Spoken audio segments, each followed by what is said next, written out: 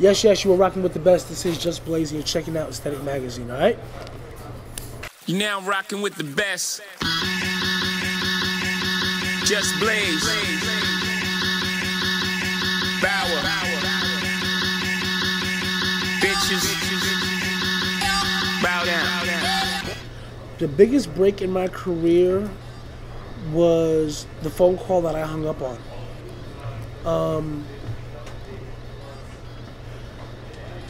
The biggest break in my career was me getting a phone call from Jay-Z's A&R department that I thought was a prank call, and I hung up on him. Luckily, they called me back, but I thought it was a prank call. I used to work at a studio called The Cutting Room in downtown Manhattan, and I had a lot of friends who used to prank call each other. Hey, this is Joe Schmo from such and such records. We want to give you a record deal. Ha ha ha, whatever. So when I got the call from G. Roberson, who worked as one of Jay-Z's assistant A&Rs at the time, I thought it was a prank call, and I hung up. He called me back, though, and he was like, yeah, I was calling for Just, and I got disconnected, and I was like, yeah, what do you want? And he's like, well, like I said, I'm calling on behalf of Rockefeller Records, and I'd like to... And I was like, oh, this is for real? All right, cool. And I was right there, you know. So I didn't blow the opportunity, but I came this close to blowing it.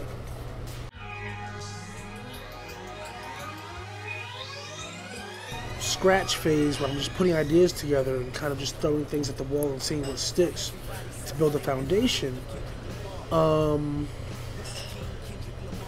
Sometimes something will happen where where a particular artist comes to mind right away. Sometimes that doesn't happen. I'm a firm believer in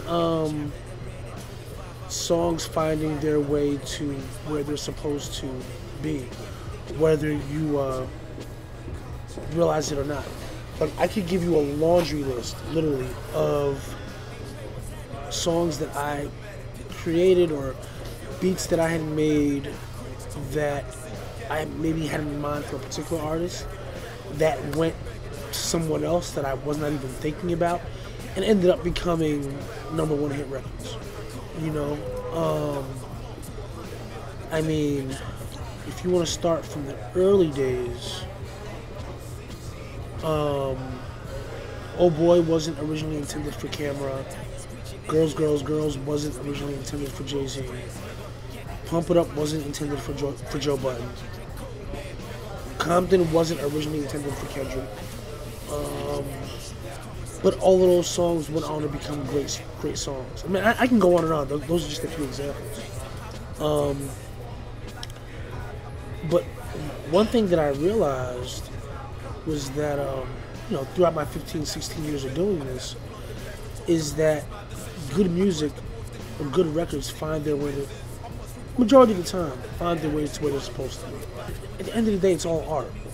So if you try to decide where it should go from the jump, you're pigeonholing.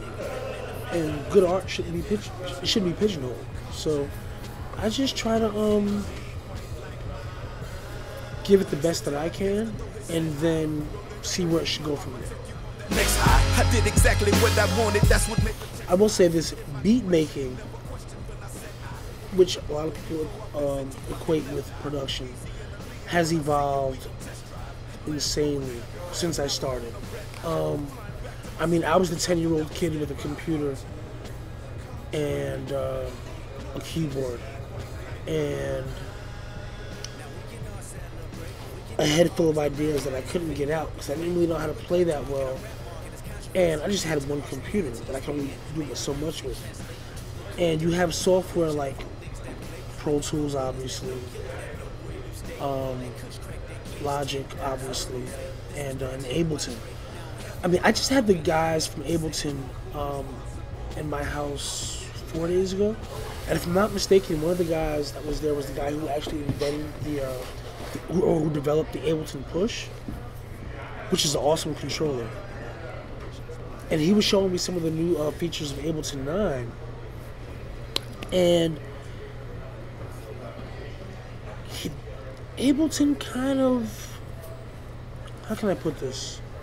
The holy grail of us as music heads, as beat heads, as record collectors, is to be able to take a record, put it on a turntable, feed it into the sampler or the computer or whatever, and be able to magically extract all the notes from the record. Ableton is 2 steps away from that. They have this function called, what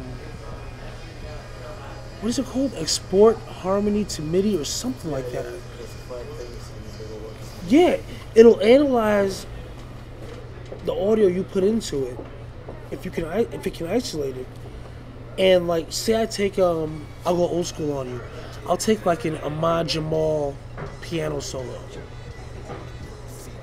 put it in the Ableton. Ableton can put it on a grid, put it all completely on beat, and then analyze that solo or that progression and translate it to MIDI notes so that I can take that progression and replay it any way I want to with any instrument. Which means I can take, again, say Ahmad Jamal playing a 4-note progression just on a Rhodes or a Wurlitzer. I can now take that and basically have the tools to have that not only play his solo over with complete control over it, but I can, because I now have the MIDI, the translated MIDI from what he played, I can make a string section from that. I can make a whole synthesizer section from that. I can literally take an orchestra, or I can make it sound like there's an orchestra playing a chord progression that some dude played on a Rhodes 40 years ago or 30 years ago, which is amazing. Like the fact that now I can take this record, all right, I want all the notes from that. My computer does the rest. And at that point, I don't have to think about the technical side of it. I just think about the creative aspect of it. And that's what's kind of awesome, like, from production even to DJing. It's like, you know, one of the big challenges in the early days, depending on what kind of setup you had, was, especially if you had like belt drive turntables versus direct drive turntables, was being able to scratch or keep your records on beat. Because if you had a belt drive turntable, chances are the second you touch them, you might not be able to scratch or keep your record on beat. Now you had things like Tractor and Serato DJ, where it's just like, oh, the tempo of this record is 120, the tempo of this record is 110. I want them to both play in sync with each other. Hit the sync button, go. Now they're perfectly on beat. Now that allows me to creatively think of a whole lot of other tricks that I can do between these two records without having to think about, oh, is the record still on beat? Is my mix messing up? So the advancement in technology these days is crazy. Like the fact that a lot of the rudimentary stuff we used to have to worry about 15 years ago, 20 years ago, or even 5 years ago is completely out of the window now. I feel like technology has allowed us to really, at this point, just focus on our creative aspects and not worry about a lot of the rudimentary stuff like, is it in key? Is it locked to a grid? You don't have to worry about that.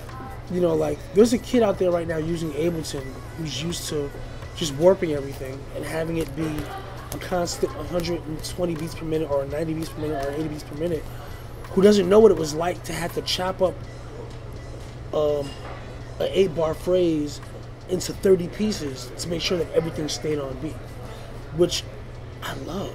Like, that means that kid is growing up free of constraints. He's like, his brain can just literally explode with ideas. Whereas when I was his age, I had to sit there and be like, how do we just keep these 8 bars on beat? We don't have to worry about that anymore. So the way that technology has allowed us to express our creativity is awesome. I love it. I'm looking forward to it. Just judging from what those guys from Ableton showed me 3 days ago, I can only imagine what the songwriting and production process will be like in 20 years. It'll be like, yeah, you just think of something and it's done.